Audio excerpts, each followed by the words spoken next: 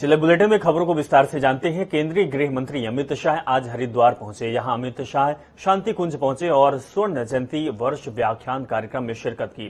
Amit Shah helicopter से देहरादून के GTC helipad में चलकर रायवाला मिलिट्री हेलीपैड पहुंचे और इसके बाद गृह मंत्री सड़क मार्ग से शांति कुंज स्थित देव संस्कृति विश्वविद्यालय पहुंचे और इसके बाद अमित शाह हरिद्वार आश्रम के हरिहर आश्रम कनखल पहुंचे और 8 संतों से मुलाकात की। गृह मंत्री शाह ने बाबा रामदेव से भी मुलाकात की। बता दें कि हरिद्वार से ARTO चौक, सप्तऋषि, जयराम आश्रम मोड़, आनंद वन समाधि, बंगाली मोड़ और कनखल के चौक बाजार से जाने वाले रूट को 0 जोन कर दिया गया। इसके बाद सड़क मार्ग से जॉली ग्रांट एयरपोर्ट पहुंचे और दिल्ली के लिए रवाना हो गए।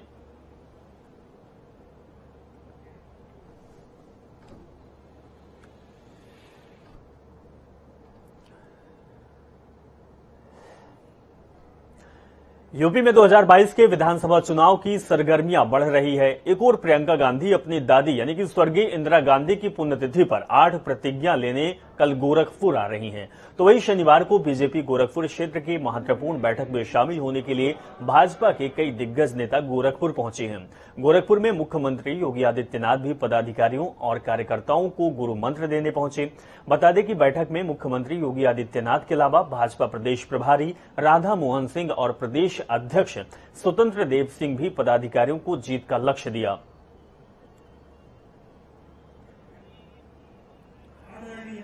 अधर्मी रावण की हिंसा से दुनिया को मुक्त कराने के बाद भगवान श्री राम अयोध्या वापस लौटे तो घर घर दीपक जलाए गए। हर वर्ष दीपावली आते ही सब अपने अपने घरों में भगवान श्री राम के आगमन की तैयारी करने में लगते हैं। मुस्लिम महिला फाउंडेशन और विशाल भारत संस्थान के संयुक्त तत्वाधान में काशी की मुस्लिम महिलाओं ने इंद्रेश नगर लहमी के रामपंथ आश्रम में गाय के गोबर और मिट्टी से पूर्वानुकूलित श्री राम दीपक बनाकर तैयारी कर रही हैं। वैसे भी प्रभु श्री राम सभी हिंदुस्तानियों के पूर्वज हैं, तभी तो सबके राम सब में राम का नारा रामपंथ ने दिया। मुस्लिम महिलाओं के हाथों से तैयार होने वाले श्री राम दीपक में 3 संदेश छिपे हैं।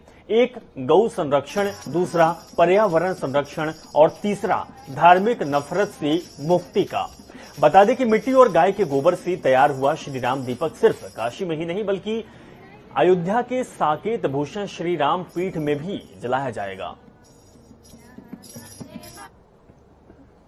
पिछले कई वर्षों की भांति इस बार भी विशाल भारत संस्थान और मुस्लिम महिला फाउंडेशन मिलकर मिट्टी और गोबर का दिया बना रहा है। मुस्लिम महिलाएं ये दिया बना रही हैं अपने हिंदू भाई बहनों के घर को रोशन करने के लिए। दीपावली में मुस्लिम महिलाओं की तरफ से ये दीपक हिंदू भाई बहनों को भेंट किया जाएगा। और इस बार की सबसे खास बात यह है कि अयोध्या में जो दिवाली मनाई जाएगी, जो दिए सजाए जाएंगे, उनके बीच में मुस्लिम महिलाओं द्वारा बनाया गया 108 राम नाम का दीपक भी इस बार जगमगाएगा। चित्रकूट में दुर्दांत डकैत गौरी यादव को एसटीएफ ने आज सुबह करीब 4 बजे मुठभेड़ के दौरान मार गिराया है, जबकि उसके बाकी साथी जंगल में भाग निकले। बता दें कि गौरी पर यूपी में 5 लाख और एमपी में 50,000 रुपए का इनाम था। बहिलपुरवा क्षेत्र के माड़ो बांध के करीब जंगल में ये मुठभेड़ हुई।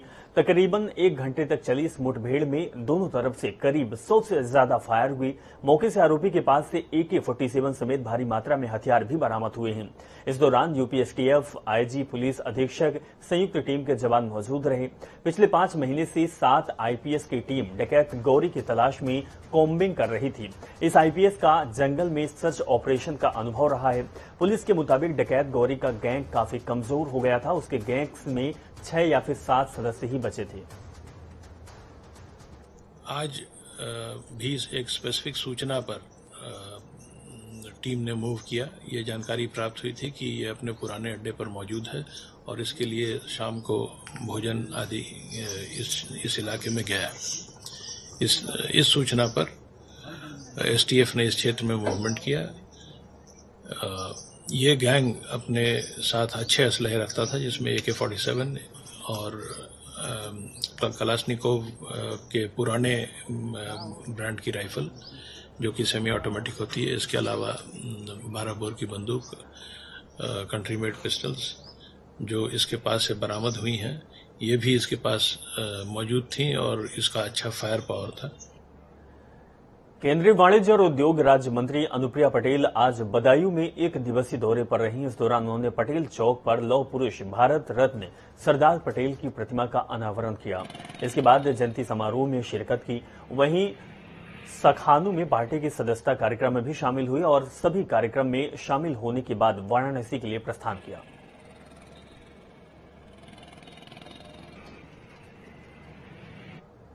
गाजीपुर यूपी गेट पर दिल्ली पुलिस की ओर से लगभग 10 महीने से बंद पड़े गाजियाबाद दिल्ली NH-24 अवरोधित रास्ते को खोल दिया गया है, लेकिन पब्लिक के लिए आवाजाही अभी भी बंद है। साथ ही दिल्ली पुलिस और गाजियाबाद प्रशासन ने किसानों से रास्ते को लेकर भी मीटिंग की है। ऐसे में आज गाजीपुर और यूपी गेट पर SP city second Gyanendra Singh ने मौके का मुआयना किया है। रोड पे लगाया हुआ है जहाँ सब लोग बैठे हैं उसके आगे जी हम लोग इस वजह से लगाए होंगे कोई वाहन ऐसा ना आ जाए जिसकी वजह से कि जहाँ पे किसान बैठे हुए हैं इन लोगों को कोई दिक्कत हो। इस वजह से हम लोगों ने जगह जगह अपने बैरियर्स लगाए हुए हैं और जगह जगह फोर्स भी इसी वजह से लगाए। ये सभी लोग जान रहे हैं क्यों नहीं।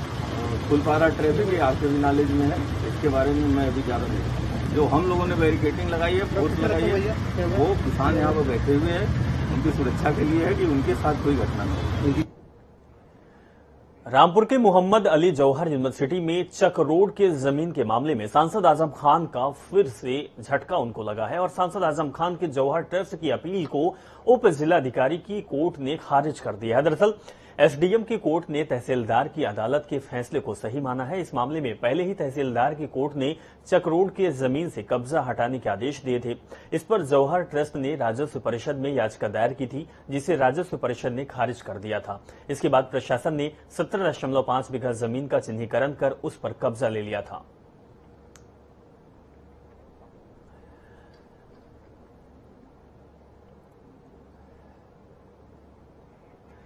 कानपुर देहात के जिला मुख्यालय में सरकार की ओर से चलाई जा रही योजनाओं की प्रदर्शनी लगाकर लोगों को जागरूक किया जा रहा। प्रदर्शनी में चित्रकला के माध्यम से सरकार की योजनाओं का प्रचार प्रसार किया जा रहा, जिसमें अधिक संख्या में पहुंच रहे लोग प्रदर्शनी से योजनाओं की जानकारी ले रहे। वहीं आज अकबरपुर इंटर कॉलेज प्राथमिक और जूनियर स्कूल के बच्चे प्रदर्शनी में पहुंचे और सरकार की योजनाओं को देखा।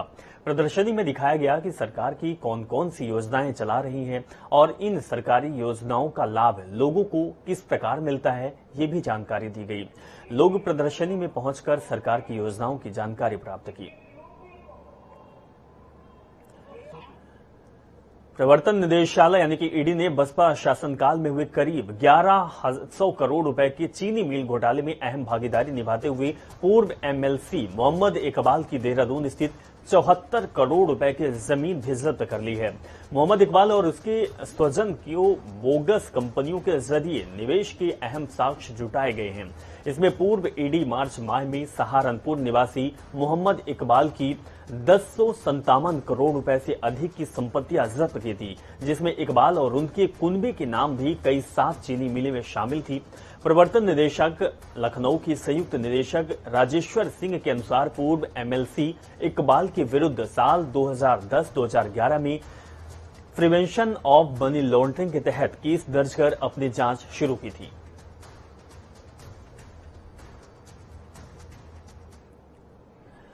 अपहरण और गैंगरेप के मामले में पूर्व विधायक योगेंद्र सागर को अदालत ने दोषी करार दिया है। कोर्ट ने पूर्व विधायक को आजीवन कारावास समेत 30,000 रुपए के जुर्माना की सजा सुनाई।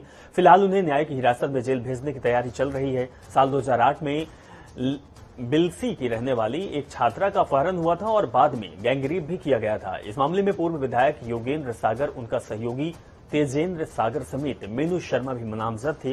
दोनों आरोपियों को पहले ही सजा सुनाई जा चुकी है, जबकि आज योगेंद्र सागर को एडीजे ने आजीवन कारावास की सजा के साथ 30,000 रुपए का जुर्माना भी लगाया है।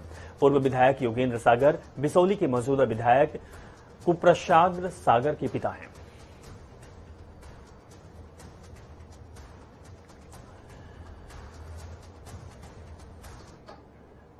उत्तराखंड में अब भले ही मौसम सर्द होता जा रहा है, लेकिन सियासी पारा लगातार चढ़ता जा रहा है। साल 2022 में उत्तराखंड में विधानसभा चुनाव होने हैं, लिहाजा अब सियासी समीकरण लगातार बदलते दिखाई दे रहे हैं। भाजपा उत्तराखंड में 2017 का करिश्मा दोहराने की कोशिश में जुटी हुई है, तो कांग्रेस भी राज्य के तमाम मुद्दों को लेकर जनता के बीच अपना सियासी माहौल बनाने में चली है। आखिर उत्तराखंड का अब माहौल क्या है, रिपोर्ट से समझिए।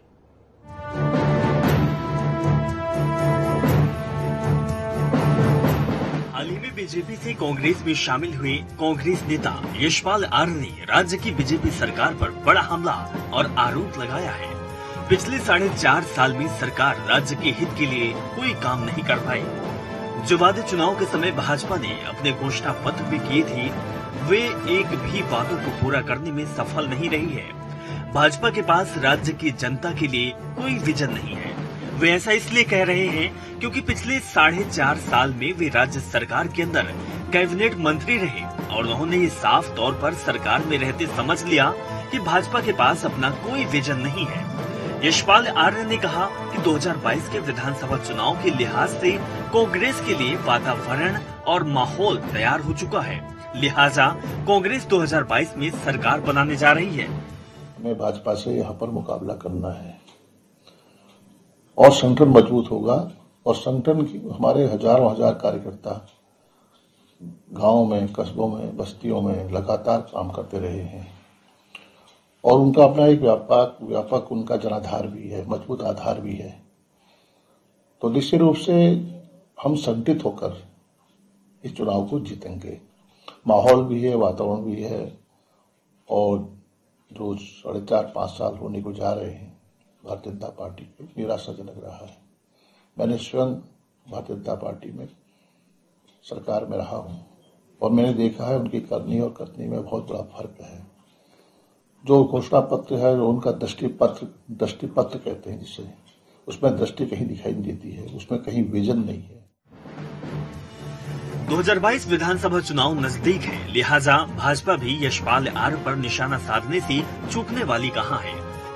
भाजपा नेता गजराज सिंह बिष्ट ने यशपाल आर्य के बयान पर पलटवार करते हुए कहा कि गलती यशपाल आर्य की ही मानी जाएगी, क्योंकि पिछले 20 साल के अंदर यशपाल आर्य कांग्रेस और भाजपा की सरकारों में कैबिनेट मंत्री के पद पर रह चुके हैं, लेकिन उनकी ये चूक या गलती मानी जाएगी। वे मंत्री पद पर रहते हुए उत्तराखंड की जनता के लिए कोई काम नहीं कर पाए या उनके पास काम करने का कोई विजन ही नहीं था और वे उत्तराखंड प्रदेश के लिए कुछ भी नहीं कर सके।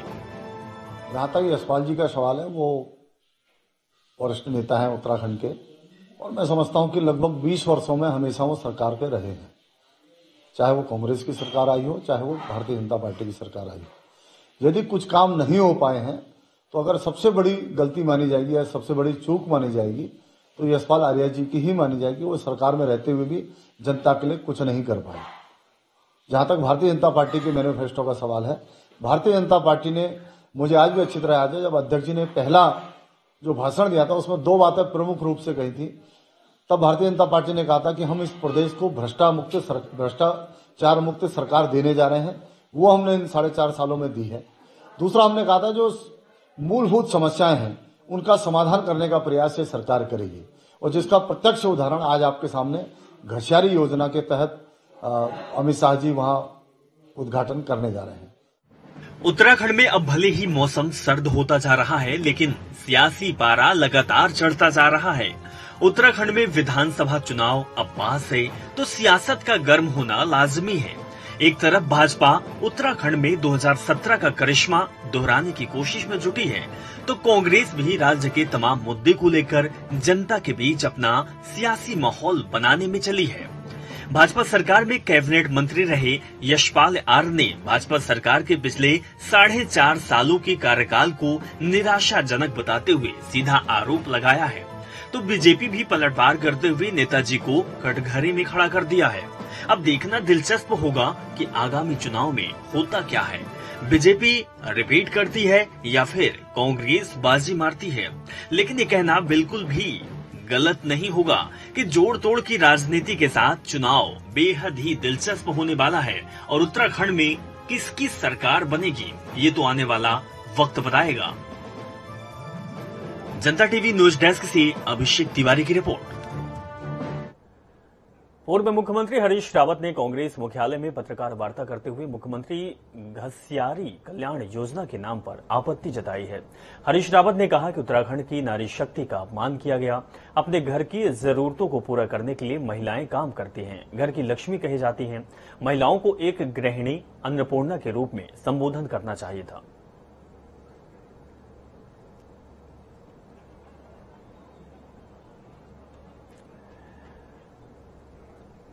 उत्तराखंड में एक बार फिर सशक्त कानून की मांग उठने लगी है। राजधानी देहरादून में सशक्त भू कानून लागू किए जाने को लेकर भू कानून संयुक्त संघर्ष मोर्चा के बैनर तले कई संगठनों ने देहरादून के गांधी पार्क में धरना प्रदर्शन किया और जल्द ही सरकार से सशक्त भू कानून लागू करने की मांग की है।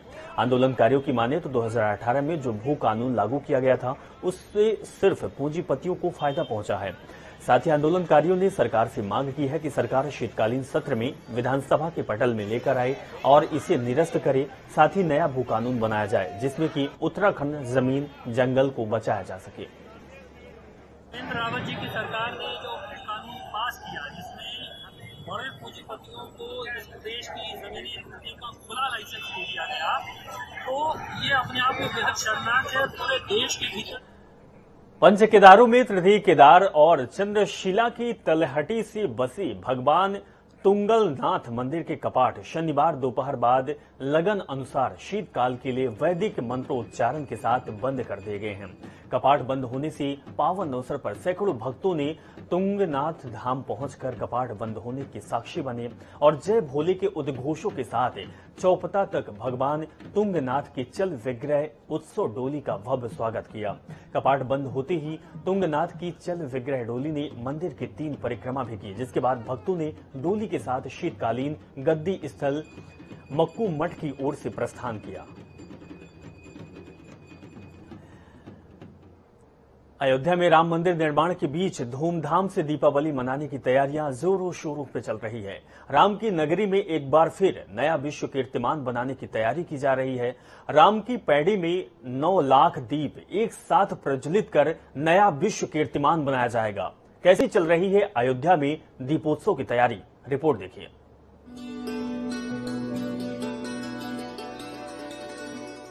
दिवाली के जश्न की भव्य तैयारियां चल रही है। अयोध्या में इस बार दिवाली का ऐसा जश्न होगा कि जो देखेगा बस देखता ही रह जाएगा। 2021 की दिवाली को अयोध्या नगरी दशकों तक नहीं भूलने वाली है। दिवाली को भव्य बनाने के लिए योगी सरकार ने जो तैयारियां की, इसकी झलक आपके सामने है। देखिए कैसे सरयू के किनारे राम की पैड़ी पर एक साथ 9 लाख दिए जलाने की तैयारियां चल रही है।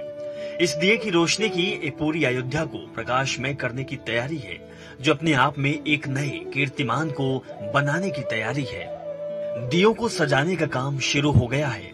4 नवंबर की शाम को जब श्री राम के धाम में ये 9 लाख दिए जलेंगे तो नजारा बेहद ही अद्भुत होगा। राम की पैड़ी, गुप्तार घाट और भरत कुंड को लाखों दिए रोशन कर देंगे। अयोध्या में जब ये दिए जलेंगे तो अयोध्या के साथ देश दुनिया में भी इसकी रोशनी दिखेगी। दीपावली पर दीपोत्सव को भव्य बनाने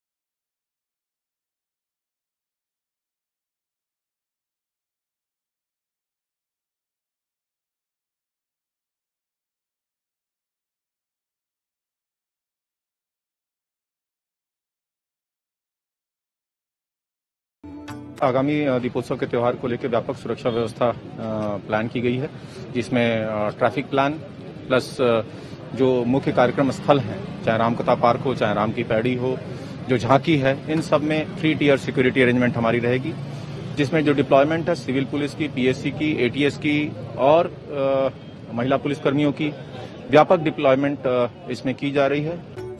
अयोध्या में 3 नवंबर को निकाली जाने वाली भव्य शोभा यात्रा के लिए श्री राम के जन्म से लेकर लंका दहन तक के दृश्यों का सजीव मंचन करते हुए सचल वाहनों पर प्रदर्शन के लिए रामायण के प्रसंगों पर 11 झांकियां तैयार की जा रही है। इन झांकियों के प्रदर्शन के साथ ही देश के अलग अलग राज्यों से आए कलाकारों द्वारा लोक नृत्य का प्रदर्शन भी किया जाएगा। साथ ही सरकार की योजनाओं का भी झांकियों के माध्यम से बखान किया जाएगा। 5वें दीपोत्सव की जो तैयारियां हैं भव्य रूप से त्रेता युग की आगाज कराने के लिए अयोध्या में पूरी तैयारियां शुरू हो चुकी हैं और उनका अमली जामा पहनाया जा रहा है। ये जो आप पीछे मेरे देख रहे हैं जो झांकियां हैं, ये सरकार की जो विकास की योजनाएं हैं, चाहे वो 1090 की बात की जाए, चाहे महिला हेल्पलाइन की बात हो, या सरकार ने जितना काम किया है इस झांकी पे बाकायदा दिखाया जाएगा। राम राज की परिकल्पना की जो भगवान राम ने स्थापित की थी, वो इस सरकार भय मुक्त वातावरण और एक सभ्य समाज स्थापित करने की इस झांकी के माध्यम से बीजेपी सरकार दिखाएगी। वीडियो पर्सन कृष्णा के साथ BS लाठी, जनता टीवी, अयोध्या। चलिए इस खबर के साथ फिलहाल इस बुलेटिन में बस इतना ही। आप जुड़े रहें और देखते रहें जनता टीवी। नमस्कार।